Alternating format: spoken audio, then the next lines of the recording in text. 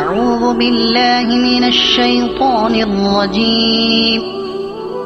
براءة من الله ورسوله إلى الذين عاهدتم من المشركين فسيحوا في الأرض 4 أشهر واعلموا أنكم غير معجز الله وأن الله مخزي الكافرين. وأذان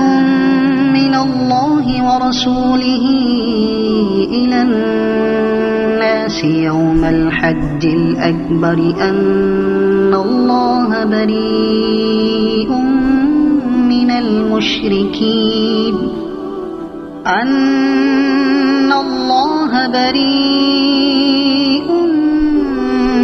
المشركين ورسوله فإن تبتم فهو خير لكم وإن توليتم فاعلموا أنكم غير معجز الله وبشر الذين كفروا بعذاب أليم. إلا الذين عاهدتم من المشركين ثم لم ينقصوكم شيئا ولم يظاهروا عليكم أحدا فأتموا إليهم عهدهم إلى مدتهم إن الله يحب المتقين. فإذا انسلخ الأشهر الحرم فاقتلوا المشركين حيث وجدتموهم وخذوهم واحصروهم واقعدوا لهم كل مرصد فإن تابوا وأقاموا الصلاة وآتوا الزكاة فخلوا سبيلهم إن الله غفور رحيم. وإن أحد من المشركين استجارك فأجره حتى يسمع كلام الله ثم أبلغه مأمنه ذلك بأنهم قوم لا يعلمون. كيف يكون للمشركين عهد عند الله وعند رسوله إلا الذين عاهدتم عند المسجد الحرام فما استقاموا لكم فاستقيموا لهم إن الله يحب المتقين. كيف وإن يظهروا عليكم لا يرقبوا فيكم إلا ولا ذمة يرضونكم بأفواههم وتأبى قلوبهم وأكثرهم فاسقون. اشتروا بآيات الله ثمنا قليلا فصدوا عن سبيله إنهم ساء ما كانوا يعملون. لا يرقبون في مؤمن إلا ولا ذمة وأولئك هم المعتدون. فإن تابوا وأقاموا الصلاة وآتوا الزكاة فإخوانكم في الدين ونفصل الآيات لقوم يعلمون. وإن نكثوا أيمانهم من بعد عهدهم وطعنوا في دينكم وإن نكثوا أيمانهم من بعد عهدهم وطعنوا في دينكم فقاتلوا أئمة الكفر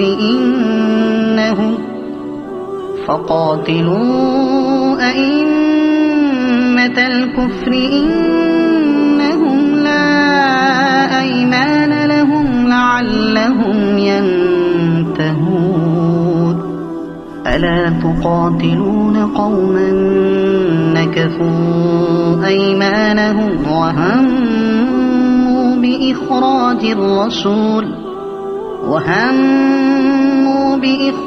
الرسول وهم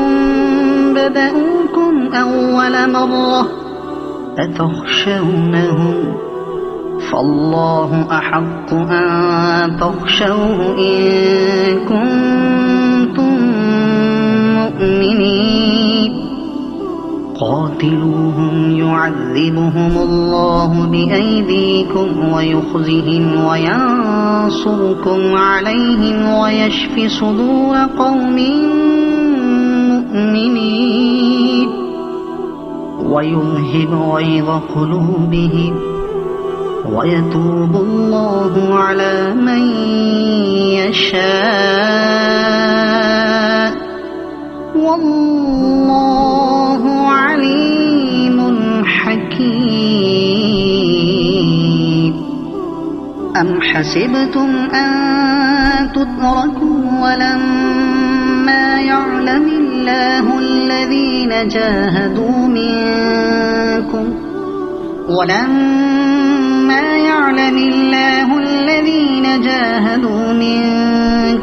ولم يتخذوا من دون الله ولا رسوله ولا المؤمنين وليجة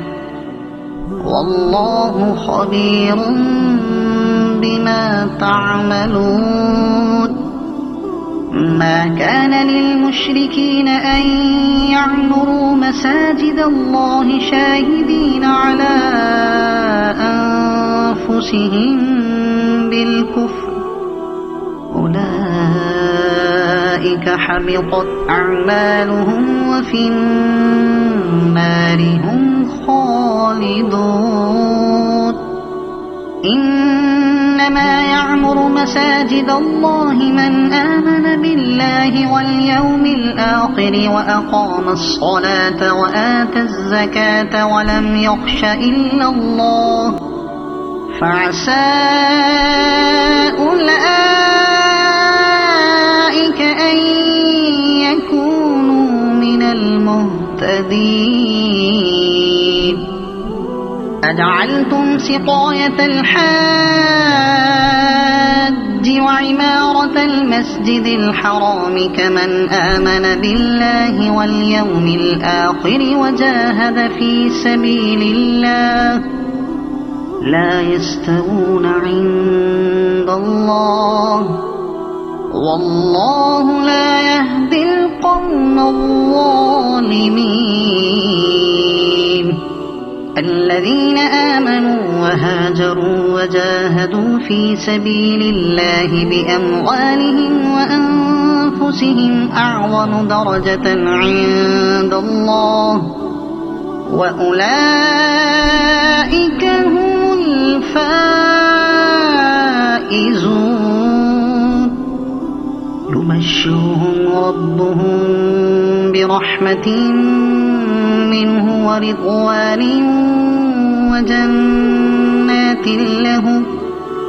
وجنات لهم فيها نعيم مقيم خالدين فيها أبدا إن الله عنده أجر عظيم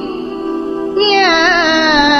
أيها الذين آمنوا لا تتخذوا آباءكم وإخوانكم أولياء إن استحبوا الكفر على الإيمان ومن يتولهم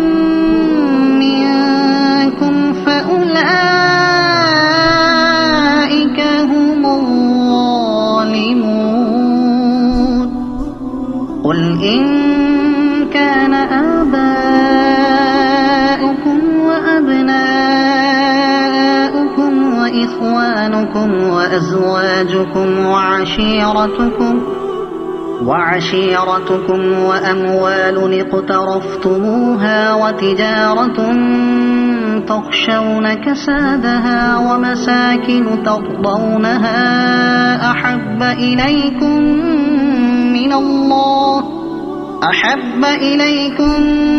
من الله ورسوله وجهاد في سبيله فتربصوا حتى يأتي الله بأمره والله لا يهدي القوم الفاسقين.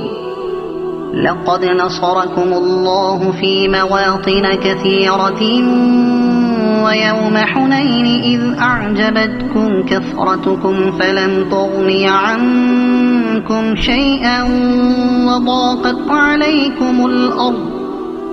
وضاقت عليكم الأرض بما رحبت ثم وليتم مدبرين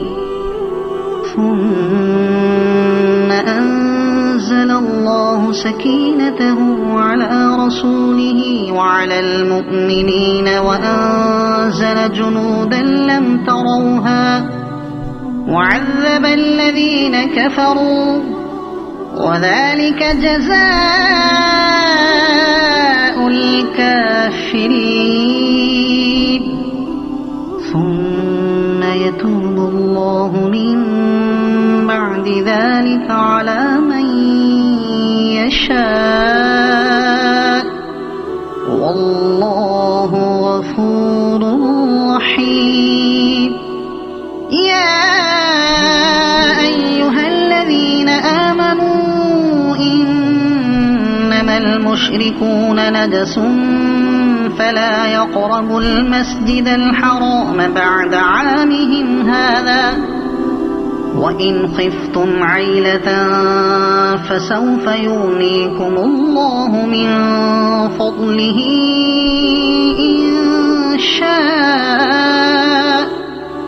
إن الله عليم حكيم.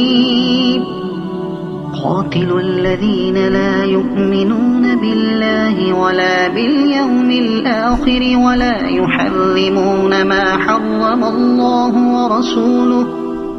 ولا يدينون دين الحق من الذين أوتوا الكتاب حتى يعطوا الجزية عن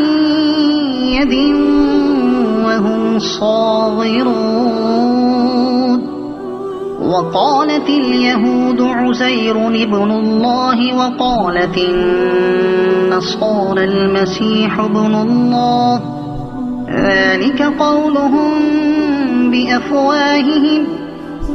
يضاهئون قول الذين كفروا من قبل قاتلهم الله أنى يؤفكون. اتخذوا أحبارهم ورهبانهم أربابا من دون الله والمسيح ابن مريم وما أمروا إلا ليعبدوا إلها واحدا لا إله إلا هو سبحانه عما يشركون. يريدون أن يطفئوا نور الله بأفواههم ويأبى الله إلا أن يتم نوره ولو كره الكافرون. هو الذي أرسل رسوله بالهدى ودين الحق ليظهره على الدين كله ولو كره المشركون. يا أيها الذين آمنوا إن كثيرا من الأحبار والرهبان ليأكلون أموال الناس بالباطل ويصدون عن سبيل الله والذين يكنزون الذهب والفضة ولا ينفقونها في سبيل الله فبشرهم بعذاب أليم يوم يحمى عليها في نار جهنم فتكوى بها جباههم وجنوبهم وظهورهم هذا ما كنزتم لأنفسكم فذوقوا ما كنتم تكنزون إن عدة الشهور عند الله 12 شهرا في كتاب الله يوم خلق السماوات والأرض منها 4 حرم ذلك الدين القيم فلا تظلموا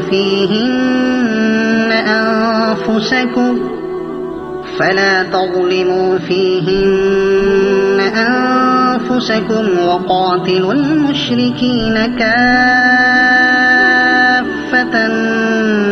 كما يقاتلونكم كافة واعلموا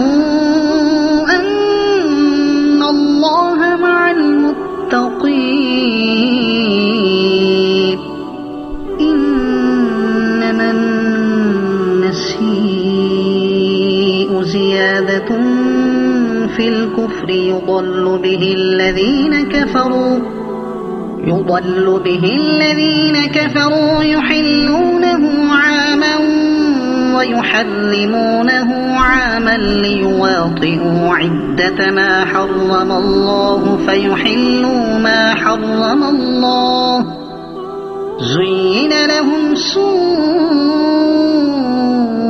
أعمالهم والله لا يهدي القوم الكافرين يا أيها الذين آمنوا ما لكم إذا قيل لكم انفروا في سبيل الله اثاقلتم إلى الأرض أرضيتم بالحياة الدنيا من الآخرة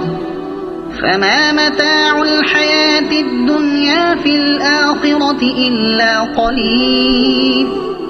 إلا تنفروا يعذبكم عذابا أليما ويستبدل قوما غيركم ولا تضروه شيئا والله على كل شيء قدير إلا تنصروه فقد نصره الله إذ أخرجه الذين كفروا ثاني اثنين إذ هما في الغار إذ يقول لصاحبه لا تحزن إن الله معنا فأنزل الله سكينته عليه وأيده بجنود لم تروها وجعل كلمة الذين كفروا السفلى وكلمة الله هي العليا والله عزيز حكيم انفروا خفافا وثقالا وجاهدوا بأموالكم وأنفسكم في سبيل الله ذلكم خير لكم إن كنتم تعلمون لو كان عرضا قريبا وسفرا قاصدا لاتبعوك ولكن بعدت عليهم الشقة وسيحلفون بالله لو استطعنا لخرجنا معكم يهلكون أنفسهم والله يعلم إنهم لكاذبون عفى الله عنك لم أذنت لهم حتى يتبين لك الذين صدقوا وتعلم الكاذبين لا يستأذنك الذين يؤمنون بالله واليوم الآخر أن يجاهدوا بأموالهم وأنفسهم والله عليم بالمتقين إنما يستأذنك الذين لا يؤمنون بالله واليوم الآخر وارتابت قلوبهم فهم في ريبهم يترددون ولو أرادوا الخروج لأعدوا له عدة ولكن كره الله بعاثهم فثبطهم وقيل اقعدوا مع القاعدين لو خرجوا فيكم ما زادوكم إلا خبالا ولأوضعوا خلالكم يبغونكم الفتنة وفيكم سماعون لهم والله عليم بالظالمين لقد ابتغوا الفتنة من قبل وقلبوا لك الأمور حتى جاء الحق وظهر أمر الله وهم كارهون ومنهم من يقول ائذن لي ولا تفتني ألا في الفتنة سقطوا وإن جهنم لمحيطة بالكافرين إن تصبك حسنة تسؤهم وإن تصبك مصيبة يقولوا قد أخذنا أمرنا من قبل ويتولوا وهم فرحون قل لن يصيبنا إلا ما كتب الله لنا هو مولانا وعلى الله فليتوكل المؤمنون قل هل تربصون بنا إلا إحدى الحسنيين ونحن نتربص بكم أن يصيبكم الله بعذاب من عنده أو بأيدينا فتربصوا إنا معكم متربصون قل أنفقوا طوعا أو كرها لن يتقبل منكم إنكم كنتم قوما فاسقين وما منعهم أن تقبل منهم نفقاتهم إلا أنهم كفروا بالله وبرسوله ولا يأتون الصلاة إلا وهم كسالى ولا ينفقون إلا وهم كارهون فلا تعجبك أموالهم ولا أولادهم إنما يريد الله ليعذبهم بها في الحياة الدنيا وتزهق أنفسهم وهم كافرون ويحلفون بالله إنهم لمنكم وما هم منكم ولكنهم قوم يسخطون لو يجدون ملجأ أو مغارات أو مدخلا لولوا إليه وهم يجمحون ومنهم من يلمزك في الصدقات فإن أعطوا منها رضوا وإن لم يعطوا منها إذا هم يسخطون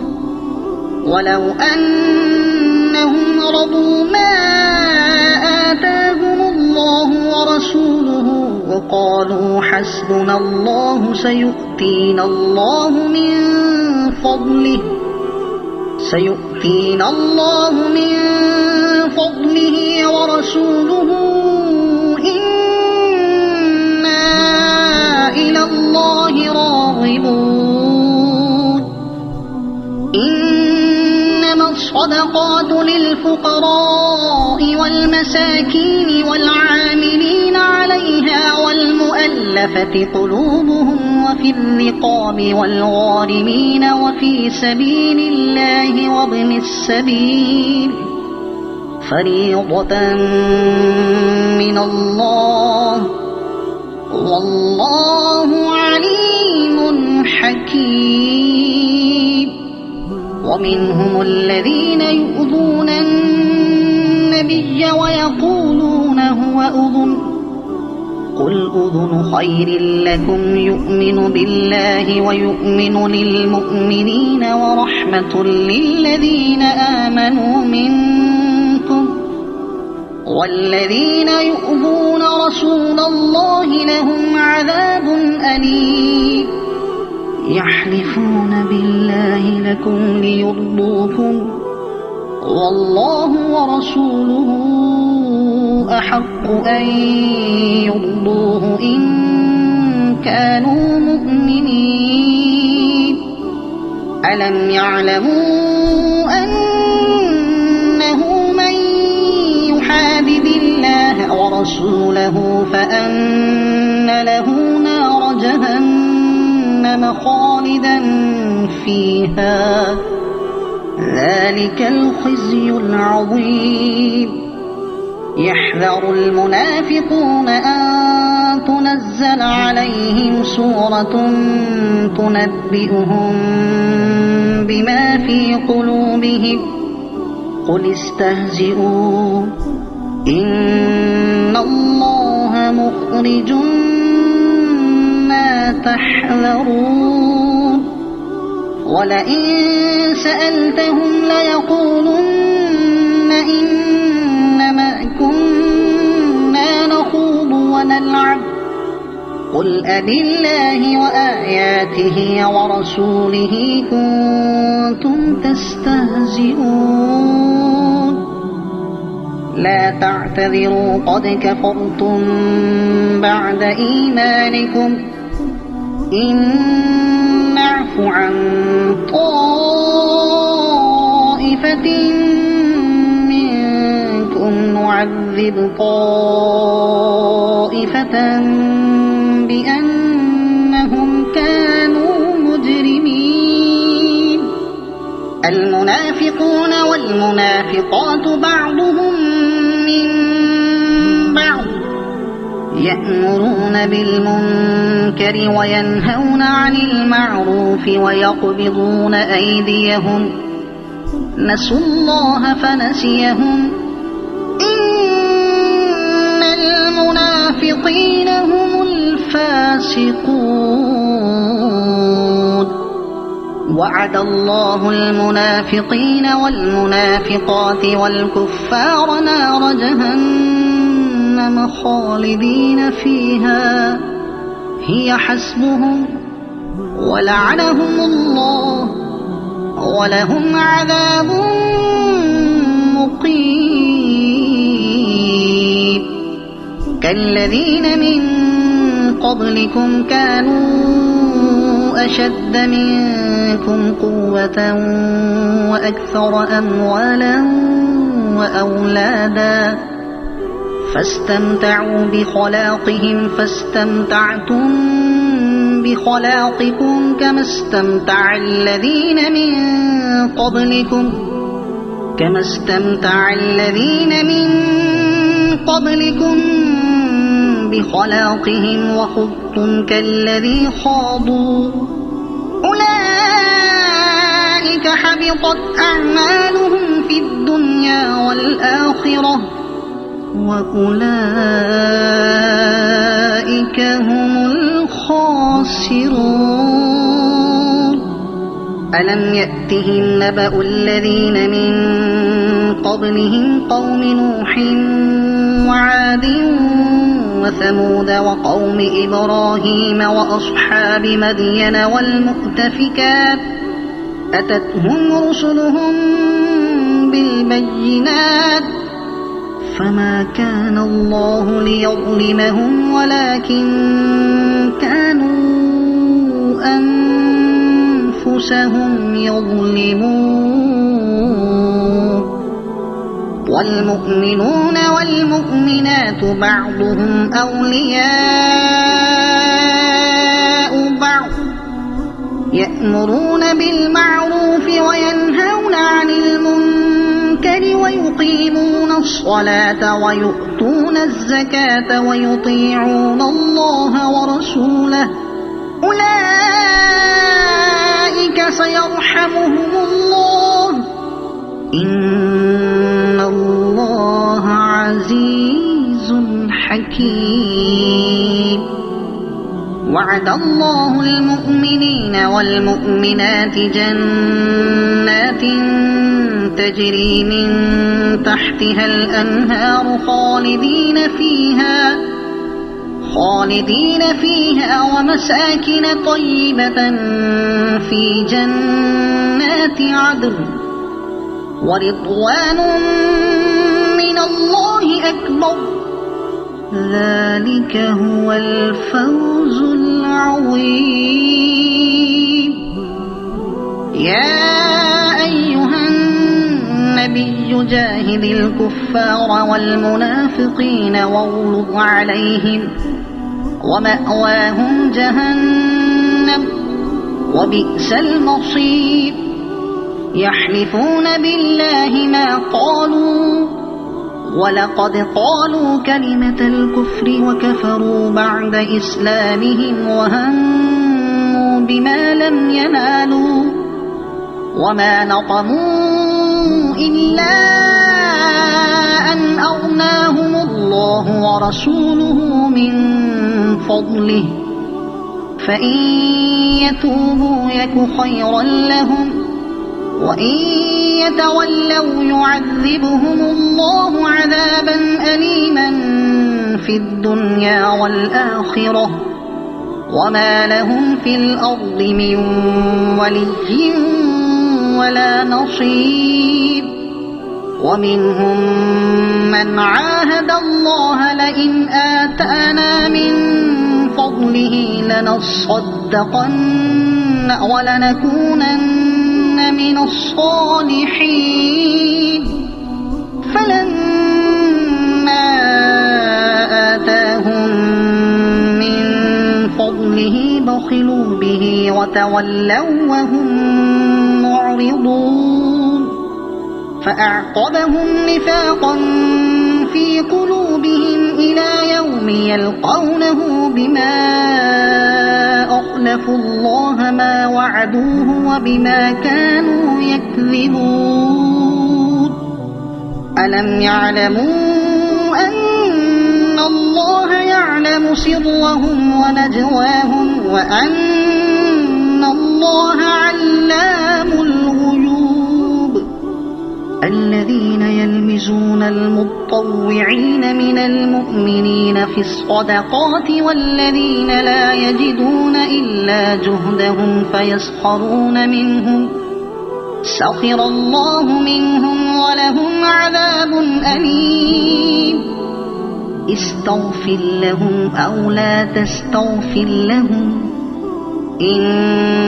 تستغفر لهم 70 مرة فلن يغفر الله لهم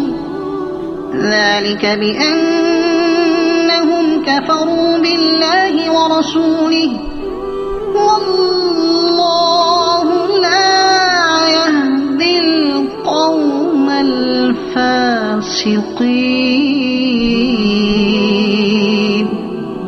فرح المخلفون بمقعدهم خلاف رسول الله وكرهوا أن يجاهدوا بأموالهم وأنفسهم في سبيل الله وقالوا لا تنفروا في الحر قل نار جهنم أشد حرا لو كانوا يفقهون فليضحكوا قليلا وليبكوا كثيرا جزاء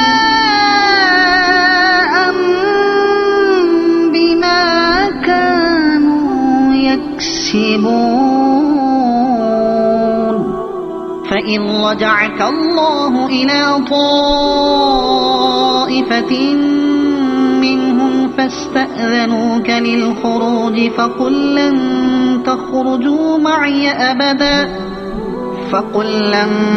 تخرجوا معي أبدا ولن تقاتلوا معي عدوا إنكم رضيتم بالقعود أول مرة فاقعدوا مع الخالفين ولا تصل على أحد منهم مات أبدا ولا تقم على قبره إنهم كفروا بالله ورسوله وماتوا وهم فاسقون ولا تعجبك أموالهم وأولادهم إنما يريد الله أن يعذبهم بها في الدنيا وتزهق أنفسهم وهم كافرون وإذا أنزلت سورة أن آمنوا بالله وجاهدوا مع رسوله استأذنك أولو الطول منهم وقالوا ذرنا نكن مع القاعدين رضوا بأن يكونوا مع الخوالف وطبع على قلوبهم فهم لا يفقهون لكن الرسول والذين آمنوا معه جاهدوا بأموالهم وأنفسهم وأولئك لهم الخيرات وأولئك هم المفلحون أعد الله لهم جنات تجري من تحتها الأنهار خالدين فيها ذلك الفوز العظيم وجاء المعذرون من الأعراب ليؤذن لهم وقعد الذين كذبوا الله ورسوله سيصيب الذين كفروا منهم عذاب أليم ليس على الضعفاء ولا على المرضى ولا على الذين لا يجدون ما ينفقون حرج إذا نصحوا لله ورسوله ما على المحسنين من سبيل والله غفور رحيم ولا على الذين إذا ما أتوك لتحملهم قلت لا أجد ما أحملكم عليه تولوا وأعينهم تفيض من الدمع حزنا ألا يجدوا ما ينفقون إنما السبيل على الذين يستأذنونك وهم أغنياء رضوا بأن يكونوا مع الخوالف وطبع الله على قلوبهم فهم لا يعلمون يعتذرون إليكم إذا رجعتم إليهم قل لا تعتذروا لن نؤمن لكم قد نبأنا الله من أخباركم وسيرى الله عملكم ورسوله ثم تردون إلى عالم الغيب والشهادة فينبئكم بما كنتم تعملون سيحلفون بالله لكم إذا انقلبتم إليهم لتعرضوا عنهم فأعرضوا عنهم إنهم رجس ومأواهم جهنم جزاء بما كانوا يكسبون يحلفون لكم لترضوا عنهم فإن ترضوا عنهم فإن الله لا يرضى عن القوم الفاسقين الأعراب أشد كفرا ونفاقا وأجدر ألا يعلموا حدود ما أنزل الله على رسوله والله عليم حكيم ومن الأعراب من يتخذ ما ينفق مغرما ويتربص بكم الدوائر عليهم دائرة السوء والله سميع عليم ومن الأعراب من يؤمن بالله واليوم الآخر ويتخذ ما ينفق قربات عند الله وصلوات الرسول ألا إنها قربة لهم سيدخلهم الله في رحمته إن الله غفور رحيم والسابقون الأولون من المهاجرين والأنصار والذين اتبعوهم بإحسان رضي الله عنهم ورضوا عنه وأعد لهم جنات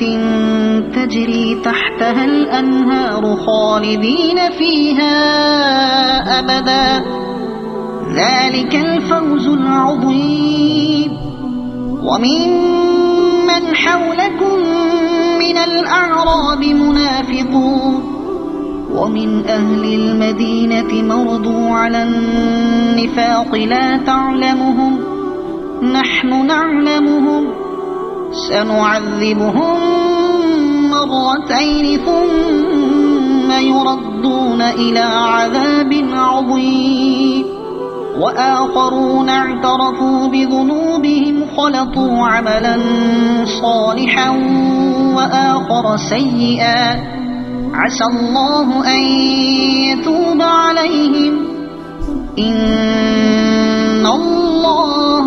غفور رحيم خذ من أموالهم صدقة تطهرهم وتزكيهم بها وصل عليهم إن صلاتك سكن لهم والله سميع عليم ألم يعلموا أن الله هو يقبل التوبة عن عباده ويأخذ الصدقات وأن الله هو التواب الرحيم وقل اعملوا فسيرى الله عملكم ورسوله والمؤمنون وستردون إلى عالم الغيب والشهادة فينبئكم بما كنتم تعملون وآخرون مرجون لأمر الله إما يعذبهم وإما يتوب عليهم والله عليم حكيم. والذين اتخذوا مسجدا ضرارا وكفرا وتفريقا بين المؤمنين وإرصادا لمن حارب الله ورسوله من قبل وليحلفن إن أردنا إلا الحسنى والله يشهد إنهم لكاذبون. لا تقم فيه أبدا لمسجد أسس على التقوى من أول يوم أحق أن تقوم فيه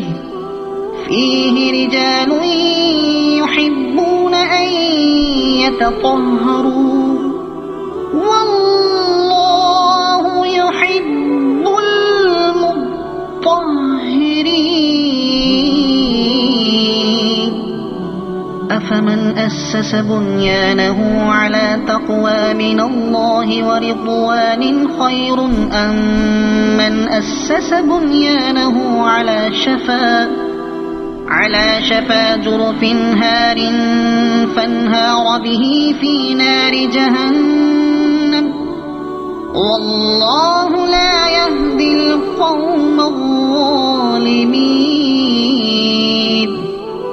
لا يزال بنيانهم الذي بنوا ريبة في قلوبهم إلا أن تقطع قلوبهم والله عليم حكيم. إن الله اشترى من المؤمنين أنفسهم وأموالهم بأن لهم الجنة يقاتلون في سبيل الله فيقتلون ويقتلون وعدا عليه حقا في التوراة والإنجيل والقرآن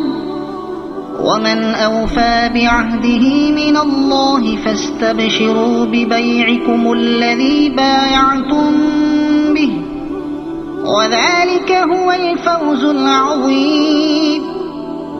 التائبون العابدون الحامدون السائحون الراكعون الساجدون الآمرون بالمعروف والناهون عن المنكر والحافظون لحدود الله وبشر المؤمنين. ما كان للنبي والذين آمنوا أن يستغفروا للمشركين ولو كانوا أولي قربى من بعد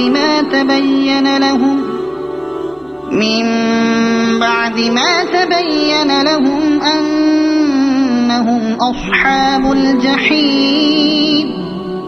وما كان استغفار إبراهيم لأبيه إلا عن موعدة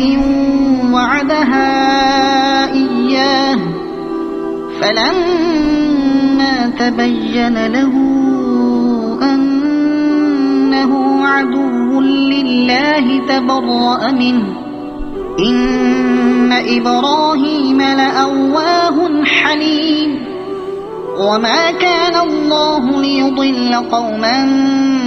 بعد إذ هداهم حتى يبين لهم ما يتقون إن الله بكل شيء عليم. إن الله له ملك السماوات والأرض يحيي ويميت وما لكم من دون الله من ولي ولا نصير.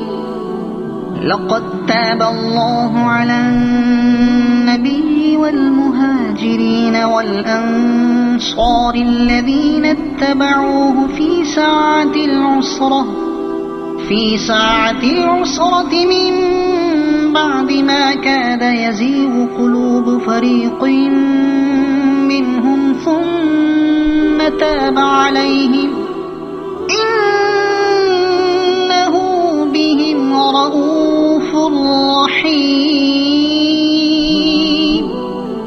وعلى الثلاثة الذين خلفوا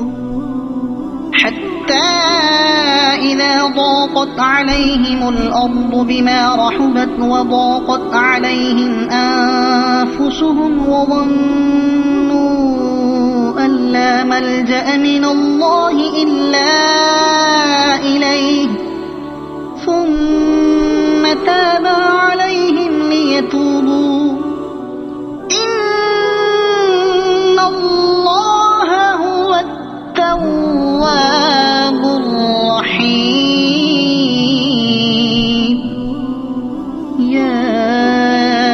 أيها الذين آمنوا اتقوا الله وكونوا مع الصادقين. ما كان لأهل المدينة ومن حولهم من الأعراب أن يتخلفوا عن رسول الله ولا يرغبوا بأنفسهم عن نفسه ذلك بأنهم لا يصيبهم ظمأ ولا نصب ولا مخمصة في سبيل الله ولا يطؤون موطئا يغيظ الكفار ولا ينالون من عدو نيلا إلا كتب لهم به عمل صالح إن الله لا يضيع أجر المحسنين. ولا ينفقون نفقة صغيرة ولا كبيرة ولا يقطعون واديا إلا كتب لهم ليجزيهم الله أحسن ما كانوا يعملون. وما كان المؤمنون لينفروا كافة فلولا نفر من كل فرقة منهم طائفة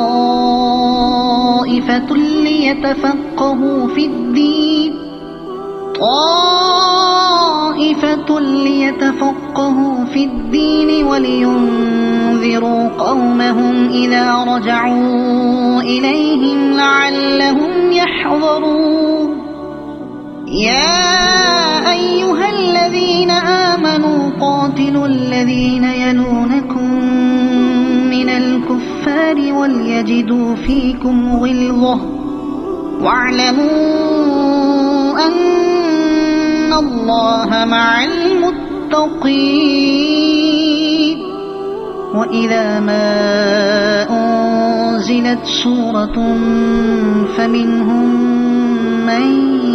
يقول أيكم زادته هذه إيمانا فأما الذين آمنوا فزادتهم إيمانا وهم يستبشرون. وأما الذين في قلوبهم مرض فزادتهم رجسا إلى رجسهم وماتوا وهم كافرون. أولا يرون أنهم يفتنون في كل عام مرة أو مرتين ثم لا يتوبون ولا هم يذكرون. وإذا ما أنزلت سورة نظر بعضهم إلى بعض هل يراكم من أحد ثم انصرفوا صرف الله قلوبهم بأنهم قوم لا يفقهون. لقد جاءكم رسول من أنفسكم عزيز عليه ما عنتم حريص عليكم بالمؤمنين رؤوف رحيم فإن تولوا فقل حسبي الله لا إله إلا هو عليه توكلت وهو رب العرش العظيم صدق الله.